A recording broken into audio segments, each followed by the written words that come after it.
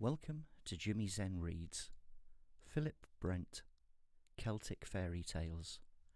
Finn, MacCool, and the Scottish Giant. Strong-arm Finn had lived all his life without ever meeting his match, so he was proud as a peacock.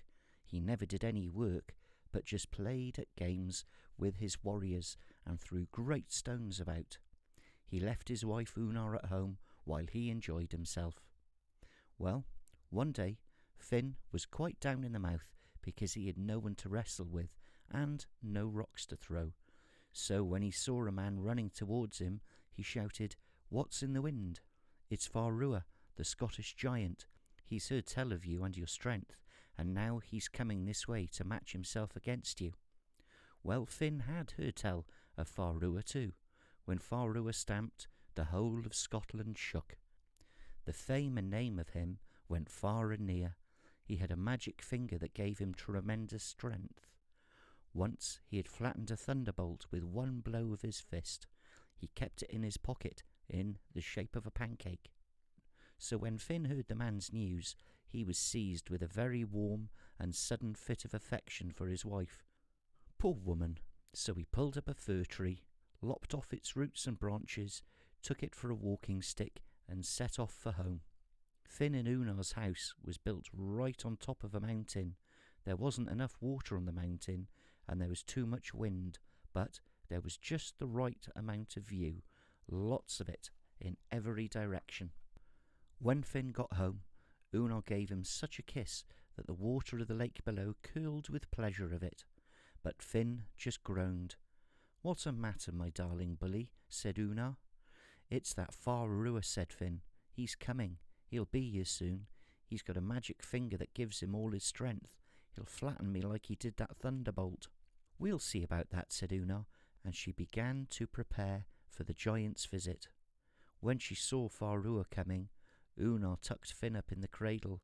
"You can be a baby again," she said, "and I don't expect to hear more than a gurgle pass your lips without my leave." When Farrua arrived, he asked, "Is this Finn's house? I've come all the way from Scotland to fight him." "Finn's not home," said Una. "He's gone to teach that fool Farrua a lesson. I do hope for Farrua's sake that Finn doesn't find him." "I am Farrua," said the giant, "and Finn has been avoiding me these last 12 months. I can't wait to get to grips with him." Una let out a great laugh. "You'll never see Finn then." "How could I?" said Farrua. "He's so spry at dodging me." "I thought you couldn't have seen him," Una replied, "and if you take my advice, you poor-looking creature, you'll pray night and day that you never see him." Farrua didn't look very happy at this. "Anyway," Una continued, "as Finn is away from home just now, perhaps you would do me a kindness. The wind is whistling in my door. If my Finn were here, he would turn the house around for me." Farrua wasn't going to be outdone by Finn, so he cracked the middle finger of his right hand 3 times, put his arms around the house, and heaved. The whole house turned around like a spinning top, and in his cradle Finn let out a little whimper. "How kind," said Una. "Perhaps, while you're about it, you could do me another kindness. If my Finn were here, he would pull the rocks off the mountain aside to make me a new well. I'm sure there's a fresh water spring down there." Farrua looked at the mountain, cracked the middle finger of his right hand 9 times, put his arm around a rock, and heaved. There was a great crack, and a shower of water burst forth from the new well. "How kind," said Una. "Now, do come in and have a bite to eat." With that, Una handed Farrua a griddle cake with the griddle baked inside it. Farrua put it in his mouth to take a huge whack out of it. "Blood and fury," he cried.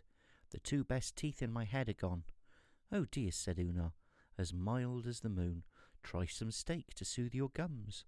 And for the steak she gave him a plank of red pine wrapped round a scraping of meat. When Farrua bit into the steak, his teeth stuck fast in the wood, and he could barely get them out again.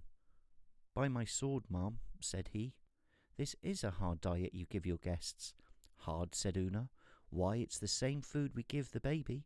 And she gave Finn in the cradle an ordinary griddle cake and a genuine steak, and he took a great bite from them both.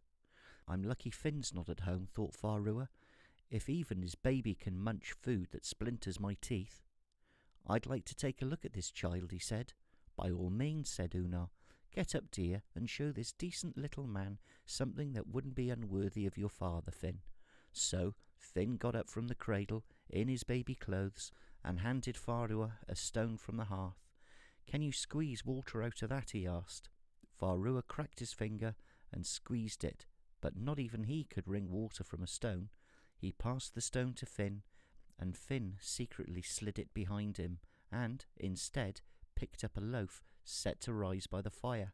He squeezed it, and water oozed out in a little shower from his hand. I'll not bandy words with anyone that can eat my mammy's bread or squeeze water out of a stone, he said, and he climbed back into his cradle. I must see what sort of grinders that baby's got to eat griddle bread like that, said Farua.